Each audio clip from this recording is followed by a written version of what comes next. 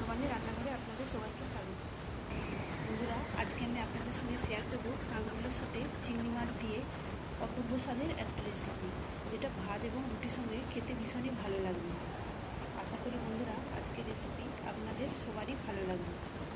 তাহলে চলুন রেসিপিতে যাওয়া যাক। রেসিপিটা বানানোর জন্য এখানে আমি নিয়েছি 4টে কাঁকরোল, আর এই কাঁকরোলগুলো একদম টাটকা, সবেমাত্র গাছ থেকে তুলে নিয়ে এসেছি। এখন এই কাঁকরোলগুলোকে কেটে পরিষ্কার করে ধুয়ে নেব। এখানে আমি কাঁকরোলগুলো এইভাবে লম্বা করে কেটে পরিষ্কার করে ধুয়ে নিয়েছি, আর একটা মাঝারি সাইজের আলুকেও আমি এইভাবে লম্বা করে কেটে নিয়েছি। আর নিয়েছি একটা মিডিয়াম সাইজের পেঁয়াজটাকেও কুচিয়ে নিয়েছি। আর চিংড়ি মাছগুলোরও আমি পরিষ্কার করে ধুয়ে খোসা ছাড়িয়ে নিয়েছি। এখন আমি চিংড়ি মাছগুলোতে লবণ আর হলুদ মাখিয়ে রাখবো। চিংড়ি মাছগুলোতে লবণ আর হলুদ মাখিয়ে নিয়েছি। প্রথমে চিংড়ি মাছগুলোকে ভেজে নেব। চিংড়ি মাছ ভাজার জন্য কড়াইয়ের মধ্যে সরষের তেল দিয়ে দিয়েছি। এখন আমি চিংড়ি মাছগুলো ভেজে নেব।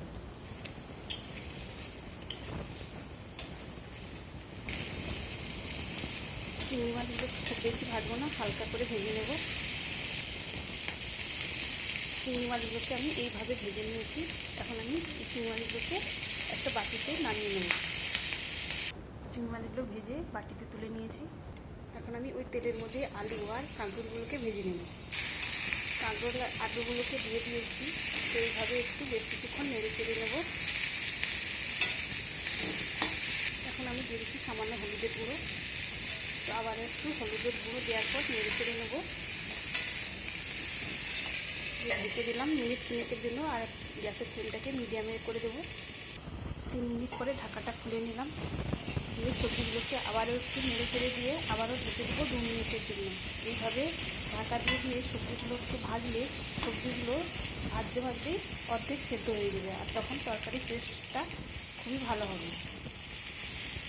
তো আবারও ঢেকে দিলাম 2 মিনিটের জন্য।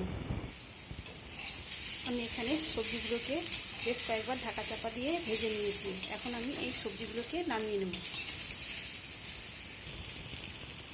সবজিগুলোকে আমি ভেজে নামিয়ে নিয়েছি। এখন একই কড়াইয়ের মধ্যে দিয়ে দিলাম সরষের তেল। ফোড়নে দিয়ে দিলাম একটা শুকনো লঙ্কা, একটা তেজপাতা, আর নিয়েছি কিছুটা গোটা জিরা আর 5 ফোড়ন। এখন এই ফোড়নটাকে একটু ভেজে নেব। সুন্দর একটা গন্ধ বের হলে এর মধ্যে দিয়ে দেবো কুচানো পেঁয়াজ। পেঁয়াজটাকে একটু ভেজে নেব।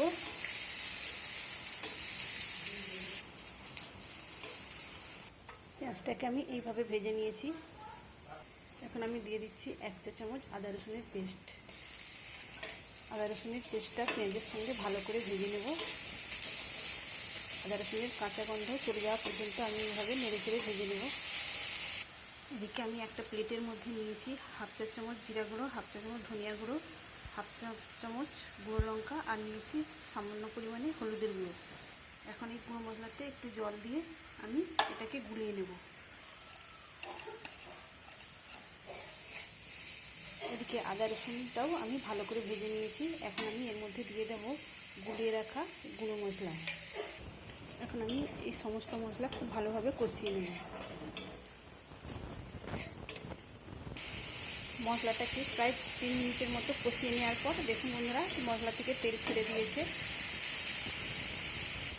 তো এখন আমি ভেজে রাখা আলু আর কাঁকরোলটা এর মধ্যে দিয়ে আবারও ভালো করে কষিয়ে নেব। এই সবজিগুলোকে এই মশলার সঙ্গে যত সুন্দরভাবে কষানো হবে, আর এই সবজিটা খেতেও কিন্তু দুর্দান্ত হবে।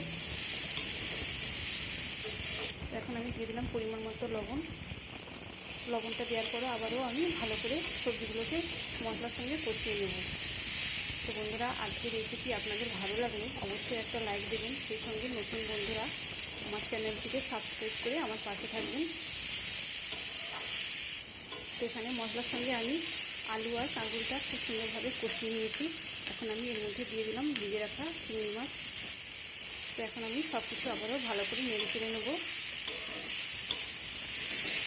এখন আমি এর মধ্যে দিয়ে দেবো গরম জল। তো জলটা বন্ধুরা দেখে পরিমাণ মতো দিতে হবে, যেহেতু আমার সবজিগুলো নাড়তে নাড়তেই অর্ধেক সেদ্ধ হয়ে এসেছে, তাই আমি জলের পরিমাণটা একটু কমই দিলাম। কেননা এই তরকারিটা একটু মাখা মাখাভাবেই তৈরি হবে।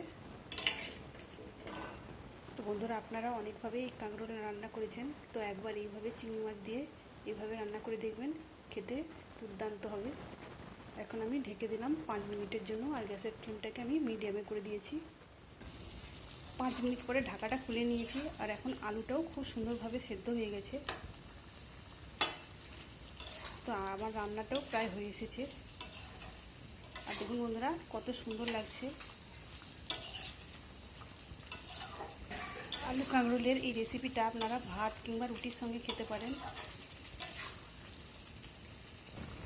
তো আমার এখানে অনেকটা ঝোলটাও টেনে এসেছে, তো আর বেশি ফোটাবো না। এখন আমি এটাকে নামিয়ে নেব। তাহলে বন্ধুরা, আজকের রেসিপি আপনাদের কেমন লাগলো অবশ্যই কমেন্ট করে জানাবেন। এতক্ষণ পর্যন্ত যেসব নতুন বন্ধুরা আমার ভিডিওটি দেখছেন অথচ সাবস্ক্রাইব করেননি, প্লিজ আমার চ্যানেলটিকে সাবস্ক্রাইব করে দেবেন। তো বন্ধুরা, এখানে আমার তৈরি হয়ে গেল আলু কাঁকরোলের সাথে চিংড়ি মাছ দিয়ে অপূর্ব স্বাদের রেসিপি। তাহলে বন্ধুরা, আজকের মতো আসি। সবাই ভালো থাকবেন, সুস্থ থাকবেন, ধন্যবাদ।